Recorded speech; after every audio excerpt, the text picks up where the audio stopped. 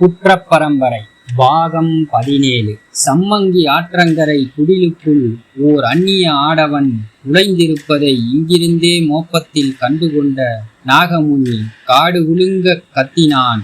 Azhar dinar குடிலை நோக்கி கிளம்பினான். எதிர்பட்ட மரம் செடிகள் எல்லாம் முறிந்து நொறுங்கின. குதிங்காலில் மிதிபட்ட மலைப்பாம்பு நாக்கு தள்ளி செத்தது. நாகமுனியின் மூச்சுக்காற்று சீற்றமெடுத்தது. கோபம் எல்லாம் அசாதினார் மேல் மையம் கொண்டது. நம்பி பொறுப்பை ஒப்படைத்த ஒருவனின் செயல்களில் இத்தனை ஒளிவு மறைவுகளா? முரட்டுத்தனமாய் பெண்டாலும் நிஜாம் அரண்மனை சிப்பாய்களிடம் இருந்து 1000 தினார் கொடுத்து அசார் தினாரை விலைக்கு வாங்கிய போது அவன் கொடுத்த வாக்குறுதி என்ன? சிசுவாய் தத்தெடுத்து வஜ்ராயணியை வளர்த்து ஆளாக்கி கன்னிமை கழியாமல் தன் நரபலிக்கு ஒப்படைக்க வேண்டும். கொடுத்த வாக்குறுதியை அசார் தினார் இதுவரை காப்பாற்றி வந்தவன் தானே. இப்போது என்னவாயிற்று? குடிலுக்குள் நுழைந்தவன் யார்? வயதென்ன இருக்கும்?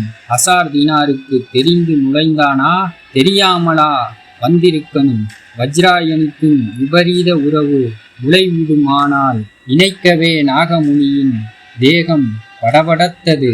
அந்த வனங்களில் எங்கோ பதுக்கி வைக்கப்பட்டிருக்கும் நிஜாம்களின் வைரங்களும் வைடூரியங்களும் புதைந்து பூமியின் அடி ஆழத்துக்கு போவது போல் இருந்தது. தவம் கூடி வரும் வேளையில் இப்படி ஒரு தடையா? அசார் தினார் உமிநாக்கில் தீயெறிந்தது.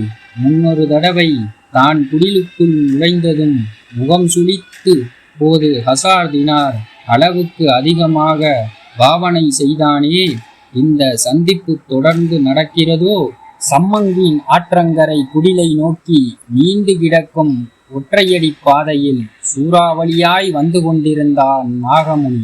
அசார் தினார் துரோகி இல்லை, இயலாதவன். விபரீத உறவுக்கு ஆண் பெண் கூடலுக்கு அவன் துணை போனால் ஆச்சரியம் இல்லை. நாம் தான் எச்சரிக்கையாய் இருக்க வேண்டும். வஜ்ராயணியை சுற்றி ஒரு பாதுகாப்பு வளையம் உண்டு பண்ண வேண்டும். யாரும் அறியாத ஓர் அரூப வளையம். நாவல் மரங்களை தாண்டி பாய்ந்து செல்லும் ஒரு குதிரை புழுதிக்காற்றுக்குள் மறைந்தது. குதிரைக்காரனின் முதுகுதான் தெரிந்தது, முகம் தெரியவில்லை. நாகமுனி ஆடிப்போனான். நெஞ்சமெல்லாம் நெருப்பாய் எரிய நாவல் மரங்களை கடந்து குடிலின் படி ஏறினான். கமுதி போலீஸ் கச்சேரி பரபரத்தது. உடுப்பு அணிந்த வெள்ளை அதிகாரிகள் சின்ன வாயால் உதடு அலுங்காமல் பேசிக்கொண்டே இருந்தார்கள். சிப்பந்தி தானாக்காரர்கள் குறுக்கும் நெடுக்குமாக நடந்து திரிந்தார்கள். ஒருவருக்கொருவர் குசுகுசுத்து கொண்டார்கள். மதுரை சூப்ரண்ட் துரை வர்றார். முனையில் கத்தி குத்திய துப்பாக்கி காவலர்கள் விரைத்த வாக்கில் நின்றிருந்தார்கள். கச்சேரிக்கு முன்னால் பெரிய காவத்து மைதானம் தூசி துரும்பின்றி மணற்சாரியாய் விரிந்து வெயிலோடி கிடந்தது. வரப்போகும் பெரிய துரைக்கு அணிவகுப்பு மரியாதை செலுத்த ஆயத்தமாக தானாக்காரர்கள் காத்திருந்தனர். மலித்த முகம், ஒட்ட வெட்டிய தலைமுடி, கஞ்சி பச்சை போட்டு தேய்த்து தொடைக்கு முன்னும் பின்னும் ஒரு அடி நீண்டு குத்திட்டு நிற்கும் காக்கி உடுப்போடு நின்றிருந்தனர். உயரமான கம்பங்களில் வெள்ளைக்காரர்களின் யூனியன் ஜாக் கொடியும் போலீஸ் பட்டாலியன் கொடியும் பறந்து கொண்டிருந்தன. பிகில் வாத்தியக்காரர்கள் ஓரமாய் மரநிழலில் நின்றனர். இரட்டை குதிரைகள் பூட்டிய சாரட்டு வண்டி தேக்கு பளபளப்பில் கண்ணை பறித்தது. பெருநாளி கிராம முன்சீஃபும் தலையாரியும் விதியே என ஒரு ஓரமாய் உட்கார்ந்திருந்தார்கள். லாடம் கட்டி பூட்ஸ் கால்களால் தடதடவென ஒலி எழுப்பிக் கொண்டு ஒரு தானாக்காரர் ஓடி வந்து அறைக்குள் இருந்த அதிகாரி முன்னால் விரைத்த வாக்கில் ஓங்கி ஒரு சல்யூட் அடித்தார். எஜமான், பெரியதுரை மோட்டார் வண்டி வந்துருச்சு. மேஜையில் விரித்திருந்த வரைபடங்களை மடித்து வைத்துவிட்டு எழுந்த அதிகாரிகள் வாசலுக்கு ஓடி வந்தார்கள். பிகில் ஒலித்தது. கவாத்து மைதானம் உத்தரவுகளுக்குள் ஒழுங்கானது. சூப்ரந்துரை மோட்டாரை விட்டு இறங்கினார். கொடி கம்பத்தில் ஏறி நின்று அணிவகுப்பு மரியாதையை கேட்டுக்கொண்டார். திகழோறும் நிறுத்தப்பட்ட சாரட்டு வண்டியில் ஏறி கவாத்து மைதானத்தை சுற்றி வலம் வந்தார். முகத்தில் உணர்ச்சி ரேகையே இல்லாதவராக கச்சேரிக்குள் நுழைந்தார். துறைக்கு முன்னால் மேஜையில் முகமது ஃபுர்கா வரைபடம் விரிக்கப்பட்டதும் முதல் கேள்வியாய் கேட்டார், கொம்பூதி எங்கே இருக்கு? காட்டினார்கள். புதுசா கச்சேரி எங்கே வைக்கிறோம்? பெருநாளியிலே துரை. பெருநாளி.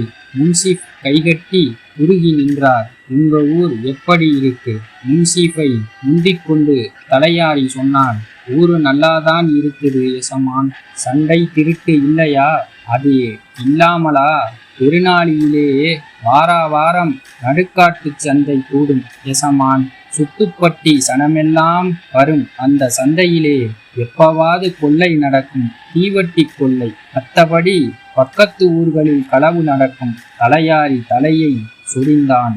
இதெல்லாம் செய்கிறது யாரு? தலையாரி முன்சீஃபை கிள்ளிவிட்டான். நீங்க சொல்லுங்க முன்சு என்றான். டேய் தலையாரி பயலே, இதுக்கு மட்டும் என்னை இழுத்து விடுறியா என மனதுக்குள் கருவிக்கொண்டே முன்சீப் கொம்பூதிக்காரங்க தான் எசமான் சொல்லிவிட்டார். கொம்பூதியிலே யார் முக்கியமான ஆளு? வெள்ளைக்காரன் விடமாட்டான் போலிருக்கே. தலையாரியை முனுசிப்புள்ள அதை கவனித்த துரை, சும்மா சொல்லுங்கோ, பயப்பட வேண்டாம் என்றார். வேயண்ணான்னு ஒருத்தர் தான் எசமான் சொல்லிவிட்டு முனுசு தலையாரியை பார்த்து கண்களால் கெஞ்சினார். வெளியே போய் சொல்லிராதேடா என்ன? துரையின் முகம் உருகியது. அசாதினாரின் கழுத்தை பிடித்து நெரித்தான் நாகமுனி. சொல்லு, வந்தவன் யார்? அசாதினாருக்கு மூச்சு திணறியது. குடிலில் மூலையில் ஒடுங்கி போய் உட்கார்ந்திருந்தாள் வஜ்ராயணி.